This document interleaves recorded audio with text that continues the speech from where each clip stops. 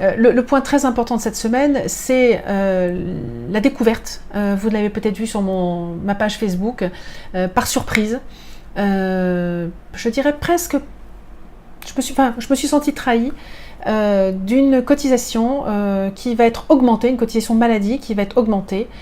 pour les retraités qui sont à l'étranger et qui touchent une retraite de source française. C'est un décret qui est paru le 30 décembre dernier, qui est mis en application dès le 1er janvier, donc en gros il s'est passé 48 heures entre sa parution et sa mise en application,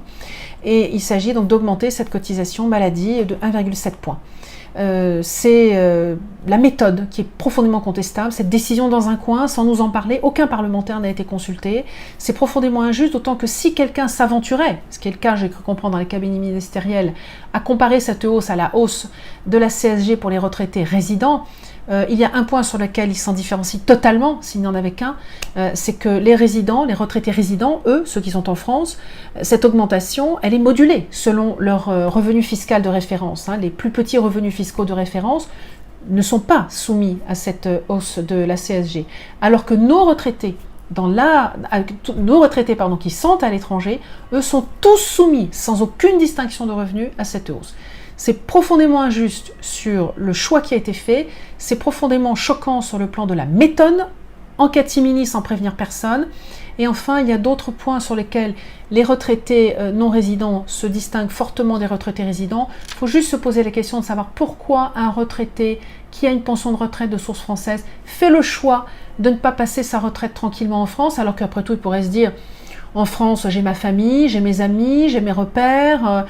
j'ai peut-être une aide, je sais que j'ai des EHPAD quand je serai très vieux si j'ai un problème d'altération de mes fonctions cognitives, j'ai des aides au logement, j'ai le portage des repas, j'ai un certain nombre de services qui me sont offerts. Pourquoi ces gens-là partent et décident de ne pas bénéficier de tout ça? C'est bien qu'il y a une raison. Et croyez-moi, c'est pas pour une raison d'évasion fiscale. Donc, dans la non prise en compte des situations particulières de vraiment petites retraites, de personnes qui souhaitent aller ailleurs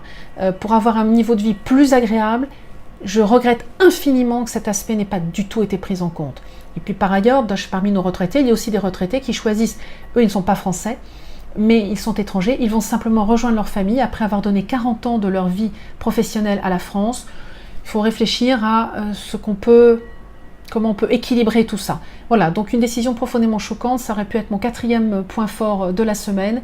Nous avons donc,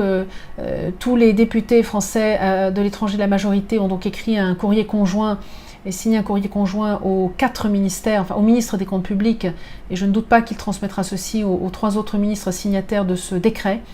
pour lui exprimer notre vif mécontentement et lui demander de prendre des décisions aussi rapidement que ce décret a été pris et pas nous faire mariner pendant 6 mois. Voilà, donc je vous tiendrai au courant. Vous voyez, quand on est député, même de la majorité, certains se posaient la question: oui, je peux exprimer mon mécontentement à l'égard d'un gouvernement que par ailleurs je soutiens.